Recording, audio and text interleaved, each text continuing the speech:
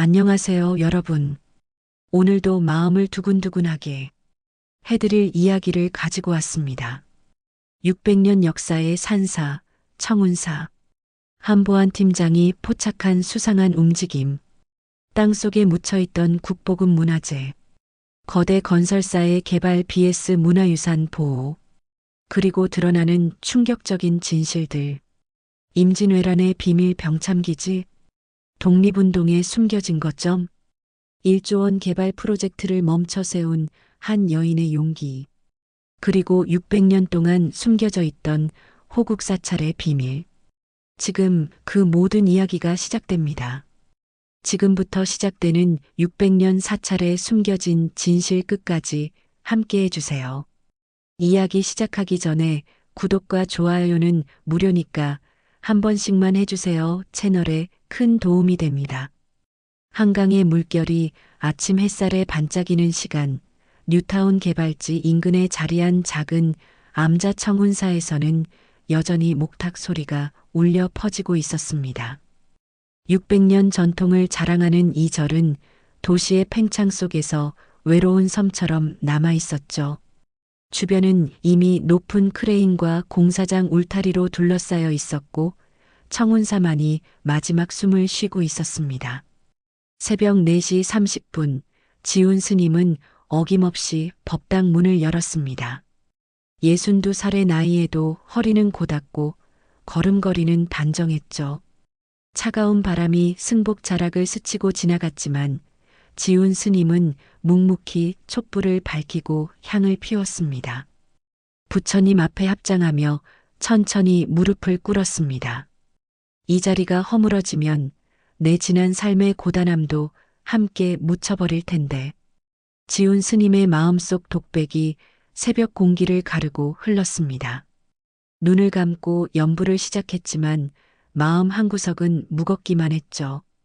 철거 통보를 받은 지 석 달, 이제 남은 시간은 열흘 뿐이었습니다. 법당 밖에서는 참새들이 지저귀기 시작했고 멀리서 공사장의 첫 번째 기계음이 들려왔습니다. 예불을 마친 지훈 스님은 마당을 천천히 거닐었습니다. 500년 된 은행나무는 여전히 푸른 잎을 자랑했고 우물가의 돌부처는 이끼 낀 얼굴로 미소 짓고 있었죠. 빗자루를 들고 마당을 쓸기 시작했습니다. 낙엽 하나하나를 정성스럽게 모으면서도 이 모든 것이 곧 사라질 거라는 생각에 손끝이 떨렸습니다. 30년 전 지훈 스님이 처음 이곳에 왔을 때를 떠올렸습니다. 세상의 모든 것을 버리고 출가를 결심했던 그날, 선대주지 스님은 따뜻한 미소로 맞아주셨죠. 그때부터 이곳은 지훈 스님의 전부가 되었습니다. 새벽 예불부터 저녁 예불까지 하루도 빠짐없이 부처님 앞에서 기도했고 찾아오는 신도들의 아픔을 들어주었습니다.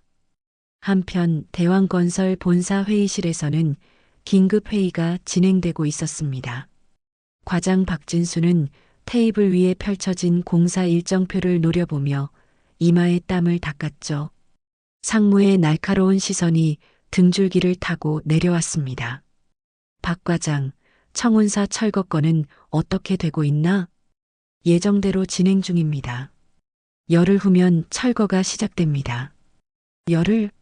그게 최선인가? 우리가 하루라도 늦어지면 얼마나 손실이 큰지 알고 있겠지?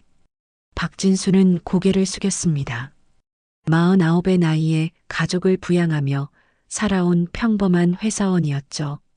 승진을 앞두고 있는 시점에서 이 프로젝트는 절대 실패할 수 없었습니다. 대학생 딸과 고등학생 아들의 학비, 노모의 병원비까지 생각하면 이번 승진은 꼭 필요했습니다. 그딴 절 당장 허물어. 공사 지연은 곧 대왕건설의 이미지 추락이야. 상무의 목소리가 회의실을 울렸습니다. 박진수는 서류를 정리하며 자리에서 일어났죠. 청운사를 향해 걸어가는 발걸음이 무거웠습니다. 차를 운전하면서도 계속 한숨이 나왔습니다. 라디오에서는 부동산 가격 상승 뉴스가 흘러나왔고 도로는 출근길 차량으로 막히기 시작했습니다. 절에 도착한 박진수는 지훈 스님을 찾았습니다. 일주문을 지나 경내로 들어서자 고요함이 온몸을 감쌌죠. 도시의 소음이 멀게만 느껴졌습니다. 지훈 스님은 대웅전 앞에서 화분에 물을 주고 있었습니다. 스님, 안녕하십니까? 대왕건설 박진수입니다. 지훈 스님은 차를 우려내며 박진수를 맞이했습니다. 작은 다실에 마주 앉은 두 사람 사이에는 팽팽한 긴장감이 흘렀죠. 찻잔에서 올라오는 김이 두 사람 사이를 가로질렀습니다. 무슨 일로 오셨습니까? 철거 일정을 앞당길 수 있을까 해서 왔습니다. 회사 사정이 급하게 되어서요. 지훈 스님은 찻잔을 내려놓으며 천천히 고개를 들었습니다. 깊은 눈동자가 박진수를 바라보았죠. 그 눈빛에는 슬픔과 체념이 섞여 있었습니다. 시주님, 600년 된 절을 며칠 더 빨리 허문다고 해서 무엇이 달라집니까? 스님께서는 이해하지 못하실 겁니다. 하루가 얼마나 큰 돈인지를요. 돈이 그렇게 중요합니까? 박진수는 답답한 마음에 자리에서 일어났습니다. 더 이상의 대화는 무의미했죠. 하지만 문득 벽에 걸린 오래된 탱화가 눈에 들어왔습니다. 세월의 흔적이 역력했지만 여전히 아름다운 색채를 간직하고 있었습니다. 스님, 이런 문화재들은 어떻게 하실 겁니까? 걱정 마십시오. 다른 절로 모실 예정입니다. 부처님은 어디에 계셔도 부처님이시니까요.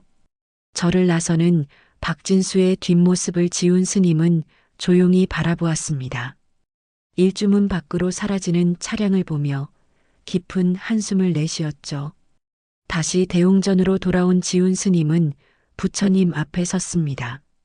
금빛 부처님은 여전히 자비로운 미소를 짓고 계셨습니다. 저녁 예불 시간, 지훈 스님은 다시 부처님 앞에 앉았습니다. 촛불이 흔들리며 그림자를 만들었고 향 연기가 천천히 올라갔죠. 염주를 굴리며 읊조리는 경전 소리만이 정막을 깨뜨렸습니다. 창밖으로는 도시의 불빛이 반짝였고 멀리서 자동차 경적 소리가 들려왔습니다. 밤이 깊어가자 지훈 스님은 방으로 돌아왔습니다. 오래된 책상 위에는 절의 역사를 기록한 문서들이 놓여 있었죠. 하나하나 넘기며 과거를 되짚어 보았습니다. 선대 스님들의 사진, 보수 공사 기록, 신도들의 편지. 모든 것이 곧 역사 속으로 사라질 운명이었습니다. 특히 눈길을 끄는 것은 일제강점기 때 작성된 문서였습니다. 당시 주지 스님이 일본군의 공추를 피해 절의 보물들을 숨겼다는 기록이었죠. 하지만 정확한 위치는 적혀 있지 않았습니다. 지훈 스님은 문서를 조심스럽게 접어 서랍에 넣었습니다. 이 모든 것을 어떻게 해야 할까? 지훈 스님은 창문을 열고 밤하늘을 올려다보았습니다. 별들은 여전히 반짝였고 달은 구름 사이로 얼굴을 내밀었죠. 청운사의 마지막 날들이 하나둘 지나가고 있었습니다. 멀리서 들려오는 공사장의 야간 작업 소리가 밤의 정적을 깨뜨렸습니다. 내일도 새벽 예불은 계속될 것입니다. 청운사가 완전히 사라지는 그날까지 지훈 스님은 부처님 앞에서 기도를 멈추지 않을 것입니다. 깊은 밤 청운사 주변은 고요함에 잠겨 있었습니다. 새벽 2시 절 입구에 설치된 감시 카메라가 미세한 움직임을 포착했죠. 어둠 속에서 한 인형이 천천히 걸어 나왔습니다. 바로 지훈 스님이었습니다. 평소와 달리 스님은 작은 삽을 들고 있었고 대웅전 뒤편으로 향했습니다. 카메라는 스님의 모든 움직임을 놓치지 않고 기록했습니다. 오래된 감나무 아래에서 지훈 스님은 멈춰섰죠. 주변을 살피는 모습이 평소의 담담함과는 사뭇 달랐습니다. 삽으로 땅을 파기 시작했고 얼마 지나지 않아 무언가를 꺼내 들었습니다. 검은 보자기에 쌓인 물건이었죠. 어두운 옷자락 사이로 스님의 흰 손이 빛났습니다. 달빛을 받은 손은 유난히 창백해 보였죠. 지훈 스님은 보자기를 조심스럽게 펼쳤고 그 안에서 낡은 나무 상자가 모습을 드러냈습니다. 상자를 열자 희미한 금빛이 새어나왔습니다. 이것만은 내 손으로 지켜야 하느니라. 지훈 스님의 속삭임이 밤 공기를 가르고 흘렀습니다. 상자 안의 물건을 확인한 뒤 다시 조심스럽게 감쌌죠. 하지만 이번에는 원래 자리가 아닌 다른 곳으로 향했습니다. 대웅전 옆 오래된 우물 근처였죠. 그곳에 새로운 구멍을 파고 상자를 묻었습니다. 흙을 덮고 낙엽으로 위장까지 완벽하게 마쳤습니다. 다음 날 아침 대왕건설 보안팀 사무실은 어수선했습니다. 신입 보안팀장 윤미영은 모니터 앞에 앉아 있었죠. 35살의 미영은 경찰 출신으로 최근 대왕건설에 스카우트된 인재였습니다. 철거 예정지의 보안 상태를 점검하던 중 청운사 카메라 영상을 확인하게 되었습니다. 이게 뭐지? 미영은 화면을 확대했습니다. 새벽 2시 녹화 영상에서 지훈 스님의 행동이 고스란히 담겨 있었죠. 영상을 반복해서 보던 미영의 눈빛이 점점 진지해졌습니다. 무언가를 묻는 스님의 모습이 단순한 일상으로 보이지 않았습니다. 보고해야 하나? 미영은 전화기를 들었다가 다시 내려놓았습니다. 박진수 과장에게 보고하면 즉시 조사가 들어갈 것이 분명했죠.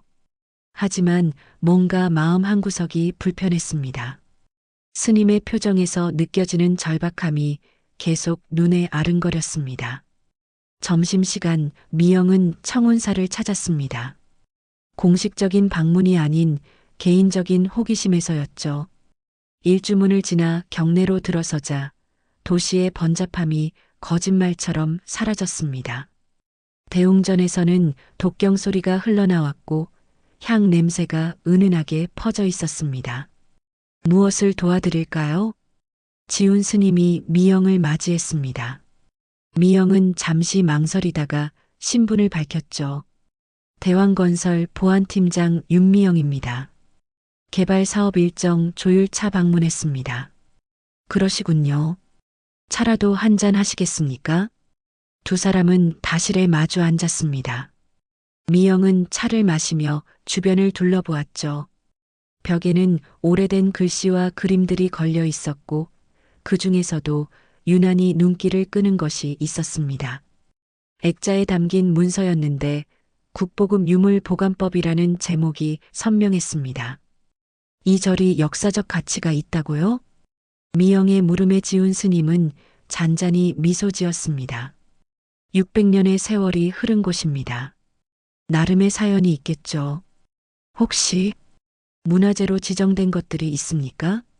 세상을 등졌지만 진실은 땅속 깊이 숨겨두었습니다.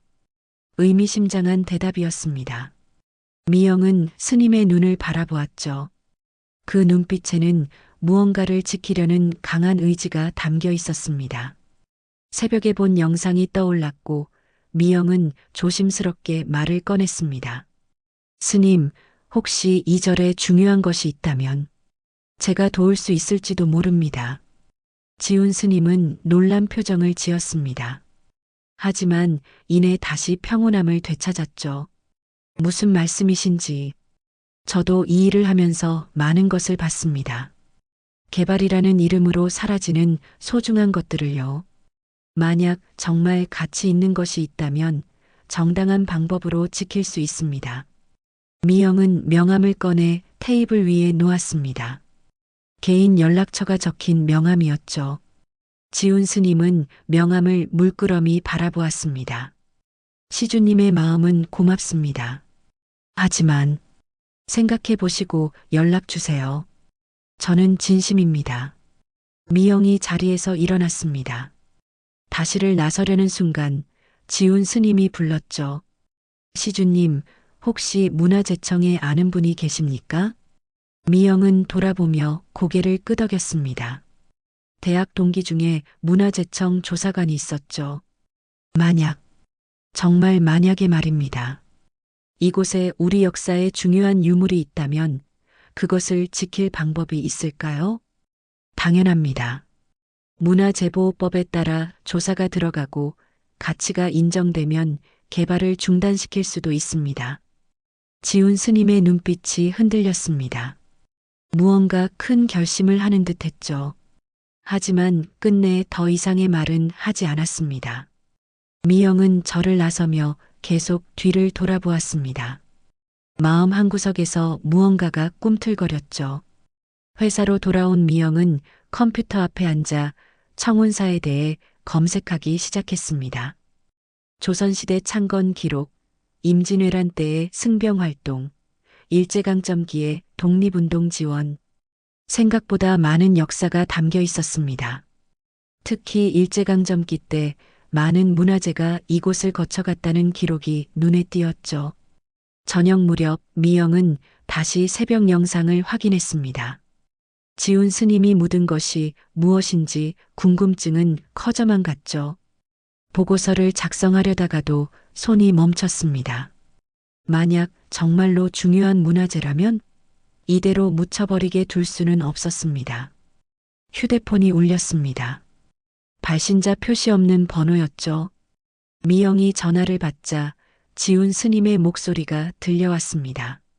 시주님, 내일 새벽에 절로 오실 수 있습니까? 보여드릴 것이 있습니다. 네, 가겠습니다. 전화가 끊어진 뒤 미영은 창밖을 바라보았습니다. 도시의 야경이 반짝였고 그 너머 어둠 속에 청운사가 있을 것입니다. 무언가 중요한 일이 시작되고 있다는 예감이 들었죠. 내일 새벽 그곳에서 무엇을 보게 될까요? 미영의 가슴이 두근거리기 시작했습니다. 새벽 4시 윤미영은 청운사 일주문 앞에 서 있었습니다. 어둠이 채 거치지 않은 시간이었지만 절 안에서는 희미한 불빛이 새어나오고 있었죠. 지훈 스님이 문 앞에서 미영을 기다리고 있었습니다. 두 사람은 말없이 대웅전으로 향했습니다. 시주님께 이런 부탁을 드려도 될지 많이 고민했습니다. 지훈 스님의 목소리에는 무거움이 묻어났습니다. 대웅전에 들어서자 촛불만이 어둠을 밝히고 있었죠. 부처님의 금빛 얼굴이 은은하게 빛났습니다. 지훈 스님은 불단 옆으로 미영을 안내했습니다. 여기 이 문서를 보십시오. 벽에 걸린 액자를 가리켰습니다. 미영이 가까이 다가가 살펴보니 낡은 종이에 빼곡히 적힌 한문이었죠. 국보급 유물보관법이라는 제목 아래 복잡한 내용이 이어졌습니다. 문서 하단에는 일제강점기 연도가 적혀 있었습니다. 이게 뭡니까? 일제강점기 때 우리 절에 선대주지 스님께서 남기신 기록입니다. 일본이 우리 문화재를 약탈하려 할 때 이곳에 많은 보물들을 숨겼다고 합니다. 미영의 눈이 커졌습니다. 문서를 자세히 읽어보니 불상과 경전, 그리고 왕실 관련 유물들이 언급되어 있었죠. 하지만 정확한 위치는 암호처럼 난해했습니다. 그런데 왜 지금까지? 저도 얼마 전에야 이 문서의 진짜 의미를 깨달았습니다. 철거 통보를 받고 나서 절의 모든 기록을 다시 살펴보다가 숨겨진 뜻을 발견했죠. 지훈 스님은 미영을 밖으로 이끌었습니다. 동이 트기 시작하는 하늘 아래 두 사람은 대웅전 뒤편으로 걸어갔죠. 감나무와 우물 사이 어제 새벽 스님이 무언가를 묻었던 그 자리였습니다. 어제 제가 옮긴 것은 그 유물 중 하나입니다. 원래 있던 자리가 공사로 인해 위험해질 것 같아서 혹시 제가 봐도 될까요? 지훈 스님은 잠시 망설이다가 고개를 끄덕였습니다. 작은 삽으로 조심스럽게 땅을 파기 시작했죠. 얼마 지나지 않아 검은 보자기가 모습을 드러냈습니다. 보자기를 풀자 오래된 나무 상자가 나타났습니다. 상자를 여는 순간 미영은 숨을 멈췄습니다. 그 안에는 정교하게 조각된 금동 불상이 들어 있었죠. 크기는 작았지만 세공의 정교함과 보존 상태는 놀라울 정도였습니다. 불상의 바닥에는 고려시대 연호가 새겨져 있었습니다. 이건 정말 국보급이네요. 이것만이 아닙니다. 문서에 따르면 더 많은 것들이 이 절 어딘가에 묻혀 있습니다. 하지만 정확한 위치를 아는 것은 저뿐이죠. 미영은 불상을 조심스럽게 만져보았습니다. 차가운 금속의 감촉이 손끝에 전해졌죠. 역사의 무게가 그대로 느껴졌습니다. 이런 보물이 철거와 함께 영영 사라질 수도 있다는 생각에 가슴이 답답해졌습니다. 스님, 지금 당장 문화재청에 신고해야 합니다. 이건 우리 모두의 유산입니다. 그러면 개발이 중단될까요? 가능성이 높습니다. 이 정도 가치의 유물이라면 최소한 정밀 조사는 들어갈 겁니다. 지훈 스님은 다시 불상을 보자기에 싸서 상자에 넣었습니다. 조심스럽게 땅에 묻은 뒤 두 사람은 다실로 향했죠. 따뜻한 차를 마시며 앞으로의 계획을 논의했습니다. 제가 아는 문화재청 조사관에게 연락하겠습니다. 비공식적으로라도 먼저 확인을 받는 게 좋을 것 같습니다. 고맙습니다. 하지만 건설사에서 가만히 있지 않을 텐데 제가 책임지고 막아보겠습니다. 스님은 나머지 유물들의 위치를 파악해 주세요. 해가 완전히 떠오르자 미영은 절을 나섰습니다. 차를 운전하면서도 계속 불상의 모습이 눈앞에 아른거렸죠. 회사에 도착하자마자 대학 동기인 문화재청 조사관 김성호에게 전화를 걸었습니다. 성호야, 나 미영이. 급한 일이 있어서 그런데. 무슨 일인데? 아침부터. 혹시 오늘 시간 되니? 꼭 봐줬으면 하는 게 있어. 2시간 후 김성호가 대왕건설 주차장에 도착했습니다. 미영은 그를 조용한 카페로 안내했죠. 스마트폰에 저장해둔 불상 사진을 보여주자 성호의 표정이 굳어졌습니다. 이거 어디서 난 거야? 청운사라는 절인데 우리 회사가 철거 예정이야. 그런데 이런 유물이 있다는 걸 알게 됐어. 미영아, 이거 장난 아니다. 진짜라면 즉시 조사에 들어가야 해. 성우는 사진을 확대해서 자세히 살펴보았습니다. 조각 기법과 양식을 분석하는 그의 눈빛이 점점 진지해졌죠. 고려 초기 작품으로 보이는데 보존 상태가 너무 좋아. 이 정도면 국보 지정도 가능할 것 같은데? 그럼 개발을 중단시킬 수 있을까? 당연하지. 문화재보호법에 따라 즉시 공사 중지 명령이 내려질 거야. 정밀 조사만 해도 몇 달은 걸릴 테고. 미영은 안도의 한숨을 쉬었습니다. 하지만 동시에 회사와의 갈등이 걱정되기도 했죠. 성우는 미영의 표정을 읽고 말했습니다. 공식 루트로 가면 시간이 걸릴 테니 내가 먼저 현장을 확인하고 긴급 보고서를 올릴게. 내일 아침에 가도 될까? 고마워. 정말 고마워. 그날 오후 박진수 과장이 미영을 불렀습니다. 표정이 심상치 않았죠. 윤 팀장, 어제 청운사에 갔다 왔다면서? 네, 보안 점검 차 들렀습니다. 혹시 그 절 스님이 뭐라고 하던가? 이상한 소리 없었어? 미영은 태연한 척했지만 내심 긴장이 됐습니다. 박 과장이 뭔가 눈치챈 것일까요? 특별한 건 없었습니다. 왜 그러십니까? 아니야, 그냥 상부에서 빨리 처리하라고 압박이 심해서. 혹시 그쪽에서 시간 끌기라도 하는 건 아닌가 싶어서. 미영은 고개를 저었습니다. 박 과장은 의심스러운 눈초리로 미영을 바라보다가 돌려보냈죠. 사무실로 돌아온 미영은 불안한 마음을 감출 수 없었습니다. 내일 성우가 조사를 마치기 전까지는 조심해야 했습니다. 저녁 무렵 미영의 휴대폰이 울렸습니다. 지훈 스님이었죠. 시주님, 오늘 감사했습니다. 그런데 한 가지 더 말씀드릴 것이 있습니다. 무엇인가요? 선대주지 스님의 일기를 다시 읽어보니 유물이 묻힌 곳이 한두 곳이 아닙니다. 대웅전 아래, 삼성각 뒤편, 그리고 종각 근처, 최소한 5곳은 되는 것 같습니다. 미영의 가슴이 두근거렸습니다. 만약 그 모든 곳에 국보급 유물이 묻혀 있다면 청운사는 그야말로 보물창고인 셈이었죠. 이제 중요한 것은 시간이었습니다. 철거가 시작되기 전에 모든 것을 밝혀내야 했습니다.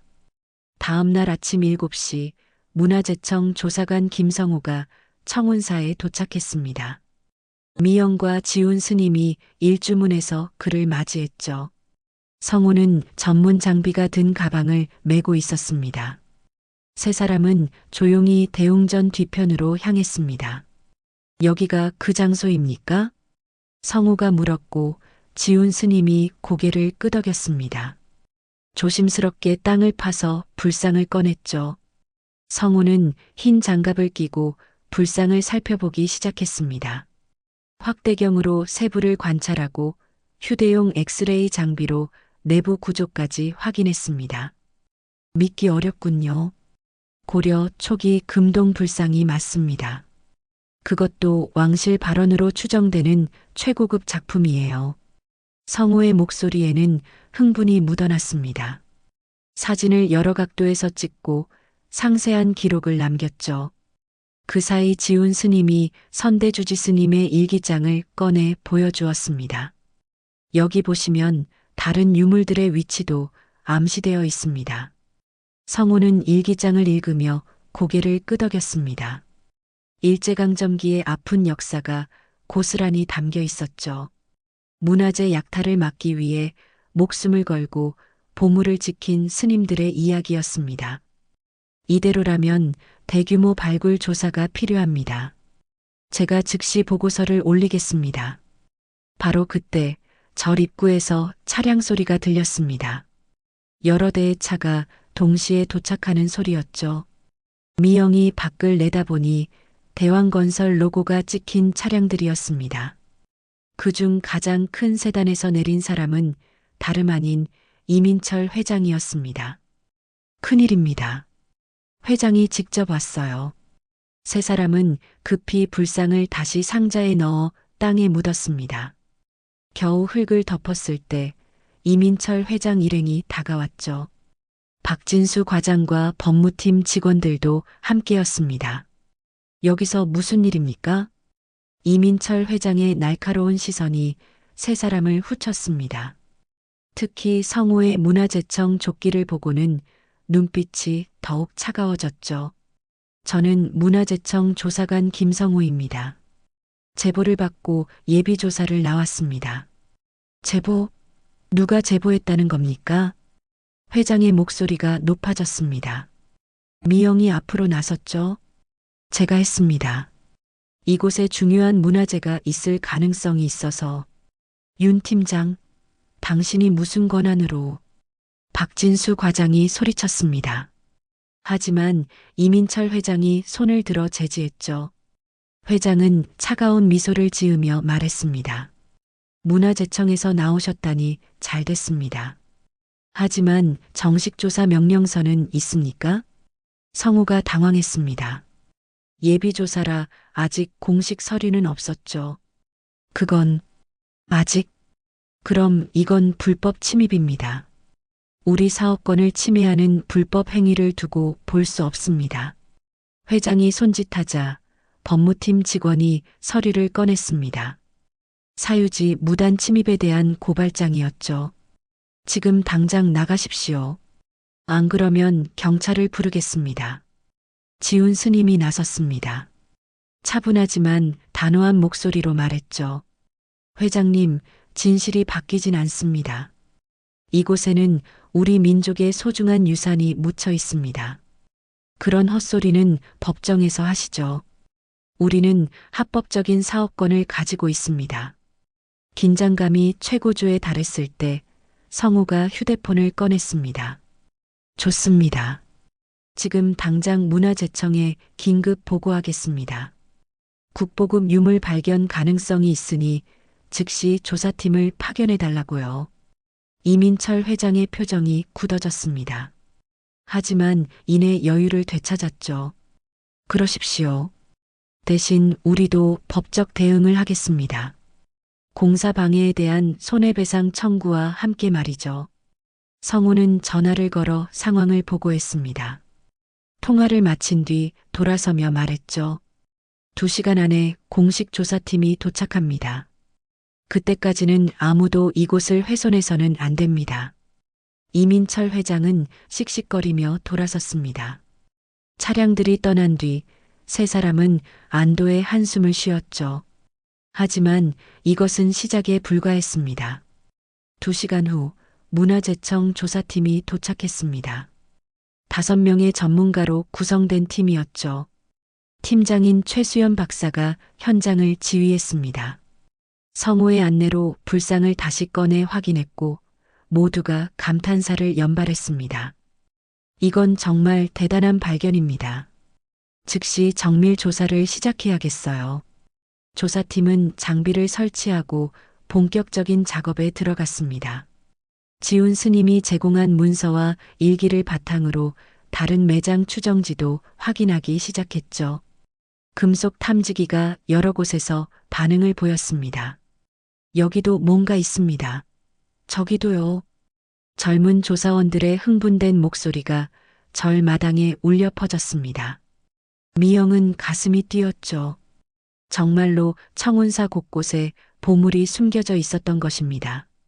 하지만 기쁨도 잠시 오후 3시경 법원 직원들이 도착했습니다. 대왕건설 측에서 신청한 조사 중단 가처분 통보였죠. 판사님 명령입니다. 법원 결정이 있을 때까지 모든 조사를 중단하셔야 합니다. 최수연 박사가 항의했습니다. 이건 국가적으로 중요한 문화재입니다. 어떻게 이럴 수가. 죄송합니다. 저희도 명령을 따를 뿐입니다. 조사팀은 할 수 없이 장비를 철수하기 시작했습니다. 미영은 주먹을 꽉 쥐었죠. 이렇게 쉽게 포기할 수는 없었습니다. 성우가 미영의 어깨를 두드렸습니다. 걱정 마. 우리도 대응할 방법이 있어.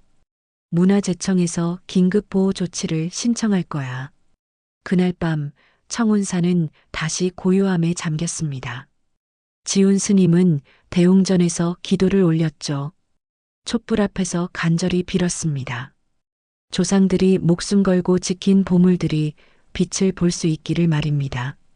미영은 집에 돌아왔지만 잠을 이룰 수 없었습니다. 회사에서는 이미 징계 이야기가 나오고 있었죠. 하지만 후회는 없었습니다. 오히려 더 강한 의지가 솟아올랐습니다. 다음 날 아침 언론에서 이 소식을 다루기 시작했습니다. 600년 고찰에서 국보급 문화재 발견, 대기업 개발 vs 문화재 보호 갈등 같은 제목이 포털 사이트를 장식했죠. 여론이 들끓기 시작했습니다. 대왕건설 본사는 비상이 걸렸습니다. 이민철 회장은 긴급 회의를 소집했죠. 언론 플레이로 나온다면 우리도 가만히 있지 않는다. 법무팀은 모든 법적 수단을 동원해라. 홍보팀은 우리 입장을 적극 알려라. 한편 문화재청에서도 대책회의가 열렸습니다. 청장이 직접 나서서 말했죠.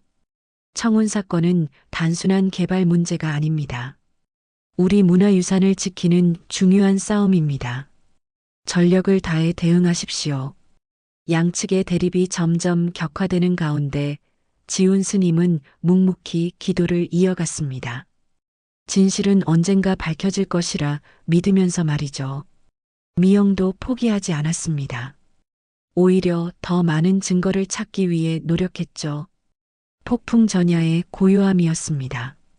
곧 더 큰 싸움이 시작될 것임을 모두가 알고 있었습니다. 법원 앞은 이른 아침부터 소란스러웠습니다. 문화재 보호를 주장하는 시민단체와 불교계 인사들이 모여 있었죠. 청운사를 지켜라, 문화유산은 미래 세대의 것 같은 플래카드가 나부꼈습니다. 오늘은 가처분 신청에 대한 첫 심리가 열리는 날이었습니다. 법정 안 윤미영은 증인석에 앉아 있었습니다. 문화재청 측 변호인이 질문을 시작했죠. 증인은 최초로 청운사의 문화재를 확인한 사람입니다. 발견 당시 상황을 설명해 주십시오. 네, 보안 카메라 영상을 확인하던 중 지훈 스님의 행동을 보고 이상함을 느꼈습니다. 개인적으로 확인한 결과 국보급 금동 불상을 발견하게 되었습니다. 미영은 준비한 사진 자료를 제출했습니다.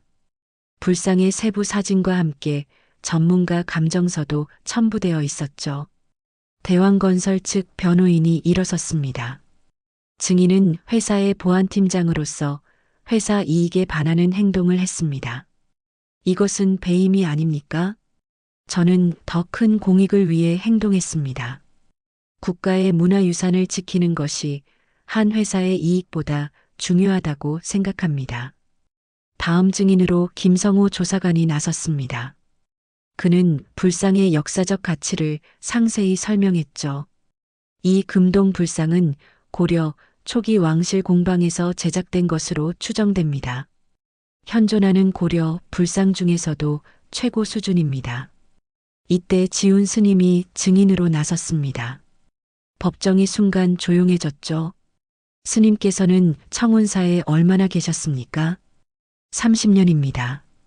지훈 스님은 낡은 일기장을 꺼내 들었습니다. 일제강점기 시절 목숨을 걸고 문화재를 지킨 스님들의 이야기가 담긴 기록이었죠. 1943년 8월 15일. 오늘도 일본 헌병들이 와서 불상과 경전을 가져가려 했다. 우리는 이미 모든 것을 땅속에 묻어두었다. 언젠가 광복이 되면 후손들이 다시 찾을 것이다.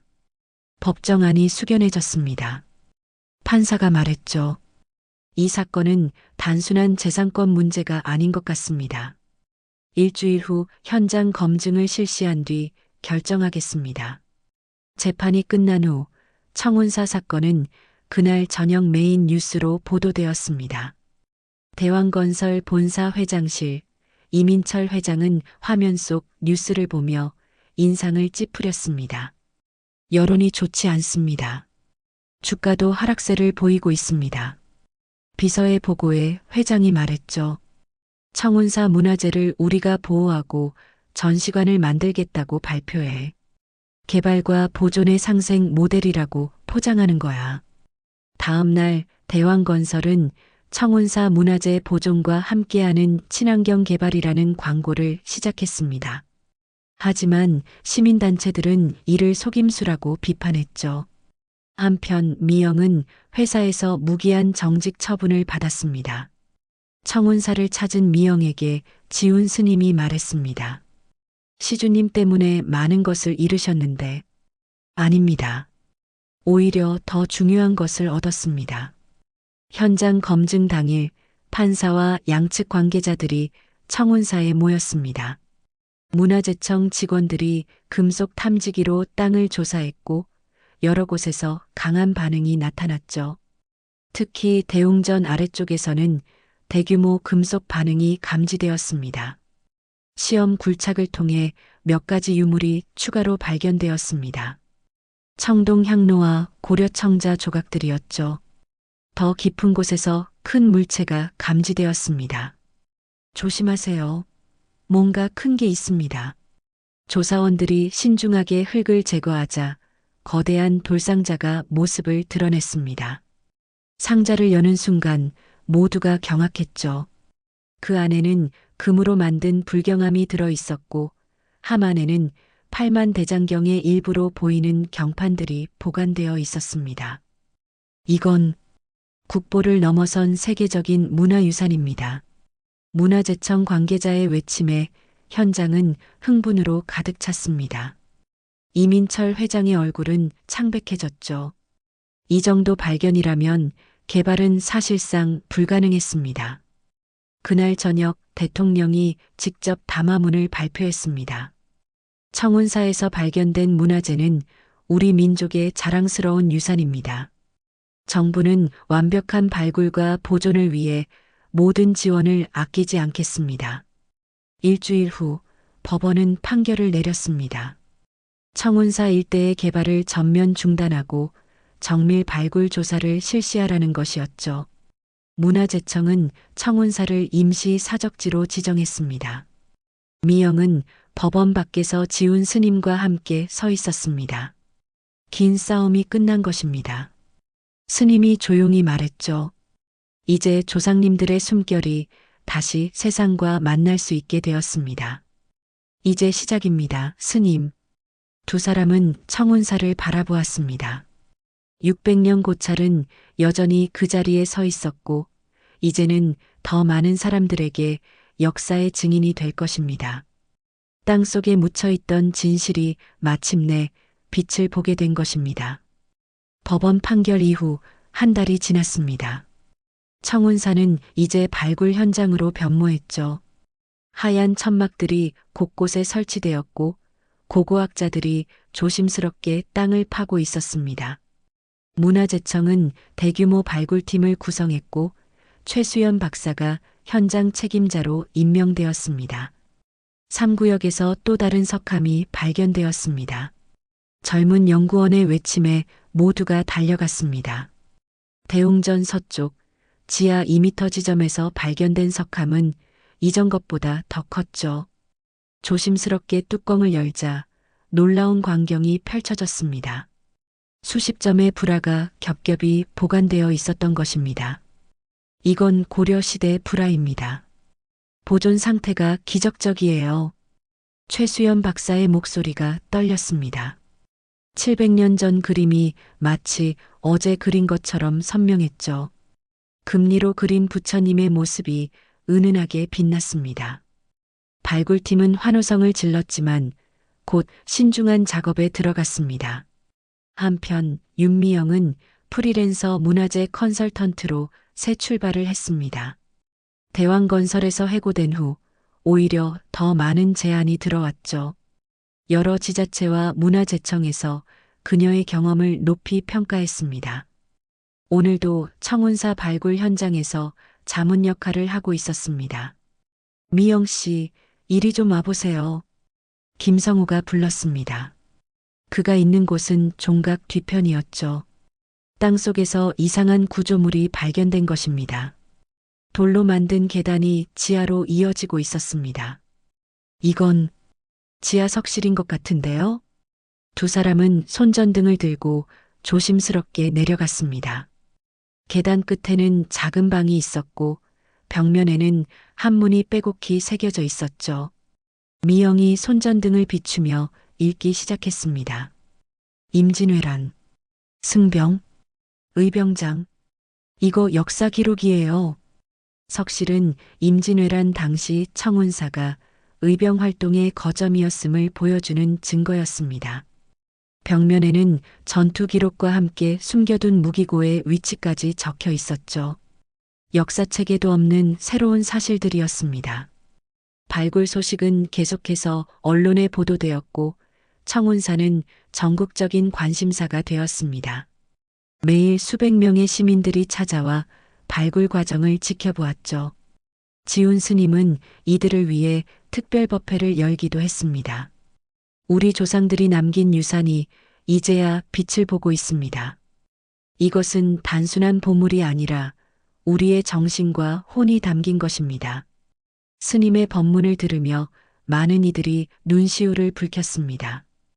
특히 일제강점기를 겪은 노인들은 감격스러워했죠. 그러나 모든 것이 순탄하지만은 않았습니다. 대왕건설은 여전히 법적 대응을 포기하지 않았죠. 이민철 회장은 비밀리에 변호사들과 회의를 하고 있었습니다. 문화재보호법의 허점을 찾아야 합니다. 발굴이 끝나면 다시 개발할 수 있는 방법이 있을 겁니다. 회장님, 하지만 여론은 시간이 지나면 잊혀집니다. 중요한 건 법적 근거입니다. 이민철 회장의 집념은 여전했습니다. 하지만 그의 아들 이준혁 전무는 다른 생각을 하고 있었죠. 그는 몰래 청운사를 찾아갔습니다. 스님, 저는 대왕건설 이준혁입니다. 지훈 스님은 놀랐지만 차분하게 그를 맞이했습니다. 두 사람은 다실에 마주 앉았죠. 아버지 대신 사과드리러 왔습니다. 그리고 도울 방법이 있다면 돕고 싶습니다. 무슨 말씀이신지. 저는 아버지와 생각이 다릅니다. 문화유산은 지켜져야 합니다. 회사 내부에서 설득해 보겠습니다. 준혁의 진심 어린 눈빛에 지훈 스님도 마음이 움직였습니다. 두 사람의 만남은 새로운 전환점이 될 것 같았죠. 발굴 3개월째 놀라운 발견이 이어졌습니다. 대웅전 지하에서 거대한 석굴이 발견된 것입니다. 석굴 안에는 수십 개의 석함이 질서정연하게 배치되어 있었죠. 각 석함에는 불경, 불상, 사리함 등이 들어 있었습니다. 이 정도 규모라면 청운사는 단순한 절이 아니었습니다. 불교 문화재의 비밀 보관소였던 거예요. 최수연 박사의 설명에 모두가 경탄했습니다. 특히 한 석함에서 나온 문서는 충격적이었죠. 조선 왕실에서 비밀리에 보관을 의뢰한 어보와 옥새들의 목록이었습니다. 여기 보세요. 효종대왕 어보, 숙종대왕 옥새. 이게 사실이라면 왕실 보물도 있다는 뜻입니다. 발굴팀은 흥분을 감추지 못했습니다. 곧 왕실 전문가들이 합류했고 정밀 조사가 시작되었죠. 그리고 마침내 목록에 있던 어보 하나가 발견되었습니다. 순금으로 만들어진 효종대왕의 어보였습니다. 언론은 열광했고 청와대에서도 관심을 보였습니다. 문화재청장이 직접 현장을 방문했죠. 청운사는 이제 대한민국의 보물창고입니다. 완벽한 보존과 연구를 위해 국가 차원의 지원을 하겠습니다. 이준혁은 이 소식을 듣고 아버지를 다시 찾아갔습니다. 아버지, 이제 그만하시죠. 청운사는 우리가 건드릴 수 없는 곳이 되었습니다. 그래서 포기하란 말이냐? 아닙니다. 오히려 이 기회를 활용하자는 겁니다. 청운사 주변을 문화관광단지로 개발하면 더 큰 이익을 얻을 수 있습니다. 이민철 회장은 아들을 뚫어지게 바라보았습니다. 준혁의 제안에는 일리가 있었죠. 결국 회장도 현실을 받아들이기로 했습니다. 좋다. 하지만 우리가 주도권을 가져야 한다. 며칠 후 대왕건설은 기자회견을 열었습니다. 청운사 보존에 적극 협력하고 주변 지역을 문화관광 인프라로 개발하겠다는 발표였죠. 윤미영은 뉴스를 보며 미소를 지었습니다. 모든 것이 좋은 방향으로 흘러가고 있었습니다. 지훈 스님은 여전히 매일 새벽 예불을 올렸습니다.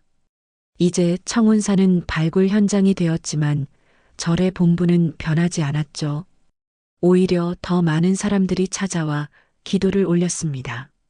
조상들이 지킨 보물이 세상에 나오는 것을 지켜보며 스님은 조용히 염불했습니다. 나무아미타불. 발굴 6개월째 청운사는 완전히 다른 모습으로 변해 있었습니다. 유네스코 세계문화유산 잠정 목록에 오르면서 국제적인 관심까지 받게 되었죠. 각국의 불교학자들과 고고학자들이 방문했고 청운사는 세계적인 불교 유적지로 떠올랐습니다.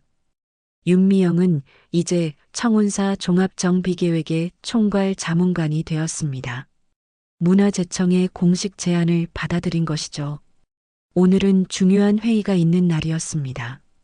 발굴된 유물들을 어떻게 보존하고 전시할 것인가를 결정하는 자리였습니다. 현재까지 발굴된 유물은 총 3,847점입니다.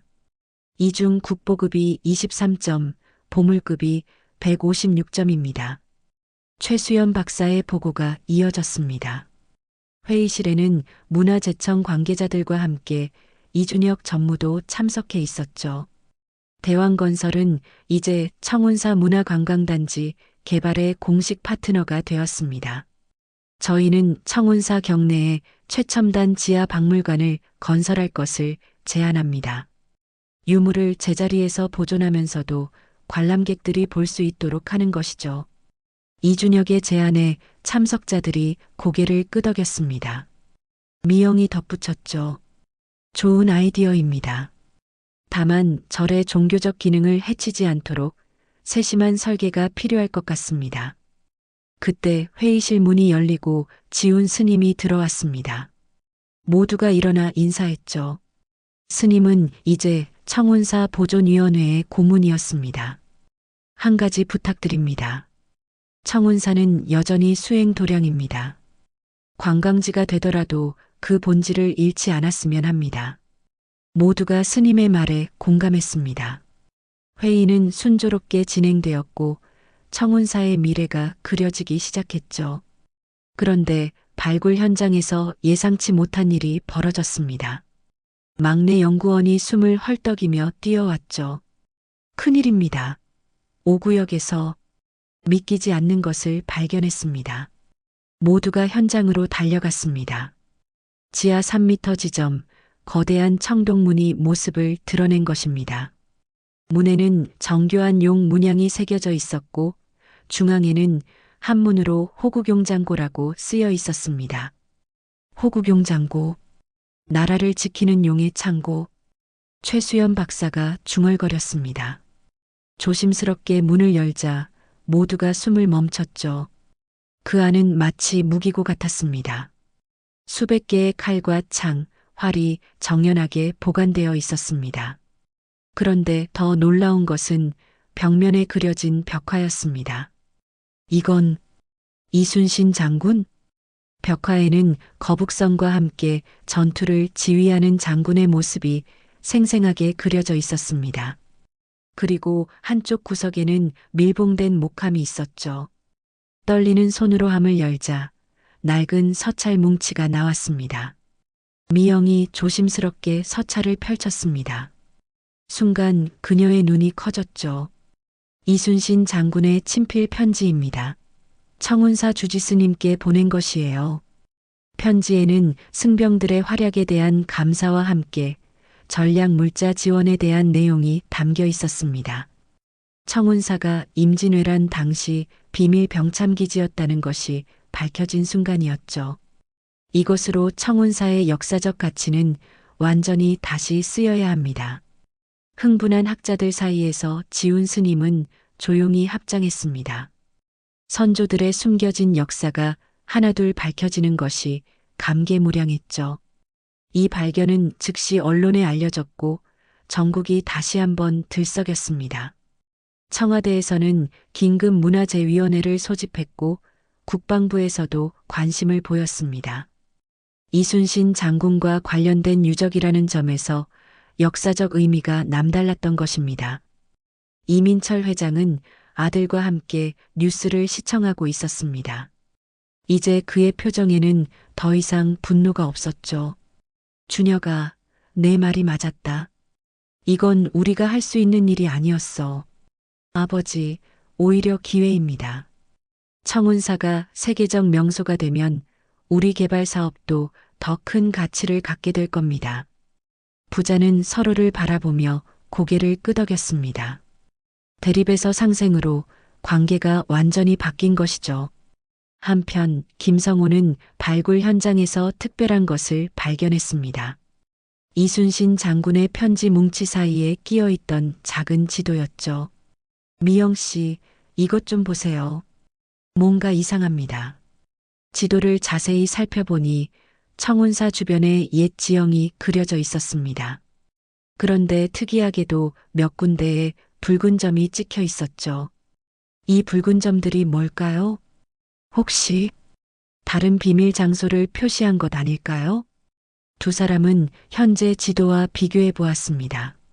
놀랍게도 붉은 점 중 하나가 청운사에서 2km 떨어진 산속을 가리키고 있었죠.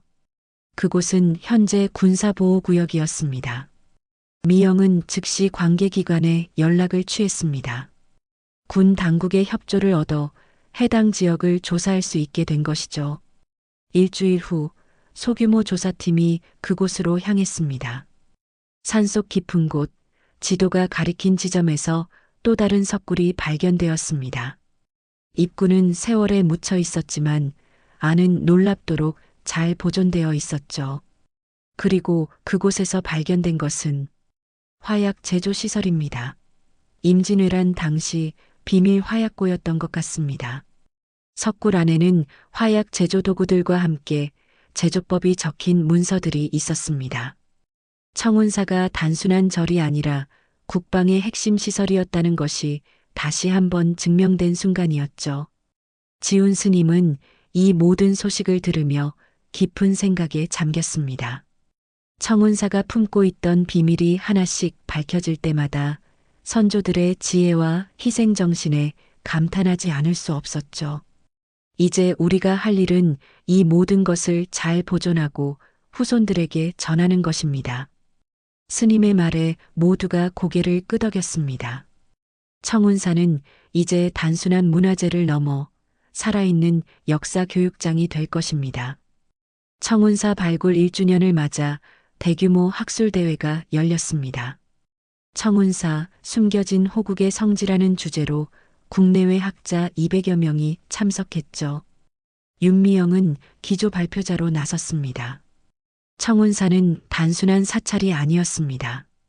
국난 극복의 중심지였고 문화 수호의 보루였습니다. 지금까지 발굴된 유물 5천여 점이 이를 증명합니다. 발표가 끝나자 뜨거운 박수가 쏟아졌습니다. 특히 일본에서 온 불교학자가 일어나 발언했죠. 임진왜란 당시 우리 선조들이 저지른 문화재 약탈에 대해 사죄드립니다. 청운사가 지켜낸 문화유산은 한일 양국의 화해를 위한 소중한 자산이 될 것입니다.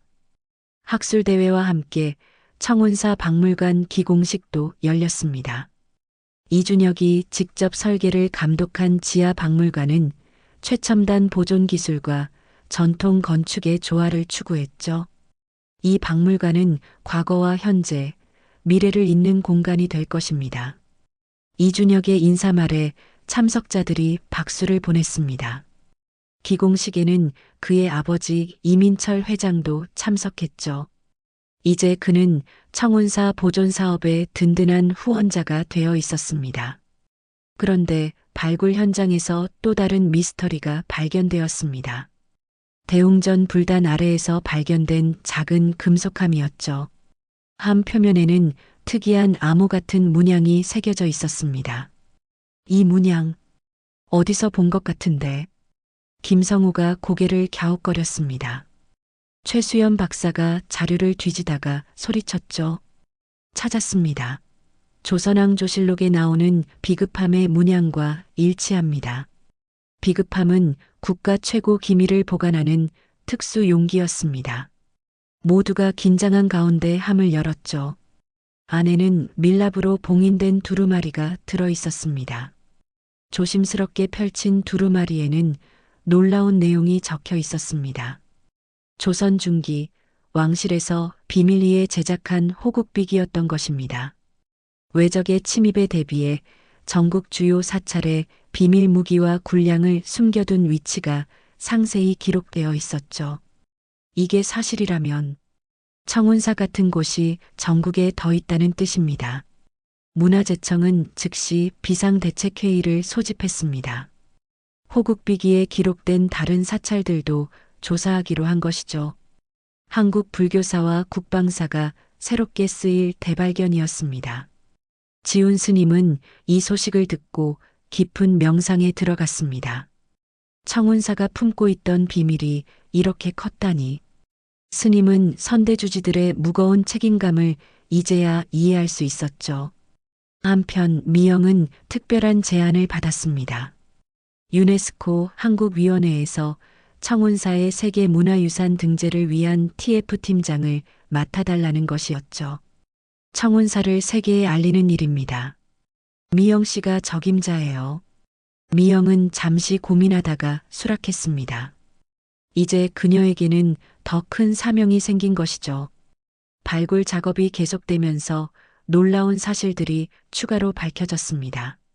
청운사 승려들이 작성한 일기에서 독립운동 자금을 지원한 기록이 발견된 것입니다. 일제강점기에도 청운사는 독립운동의 비밀 거점이었던 것이죠. 1919년 3월 15일 상해 임시정부에 보낼 군자금 500원을 무사히 전달했다. 부처님의 가호로 일본 경찰의 눈을 피할 수 있었다. 이런 기록들이 수십 건 발견되었습니다. 청운사는 고려시대부터 일제강점기까지 1000년 동안 호국 사찰의 역할을 해온 것이었죠. 어느 날 뜻밖의 방문객이 청운사를 찾았습니다.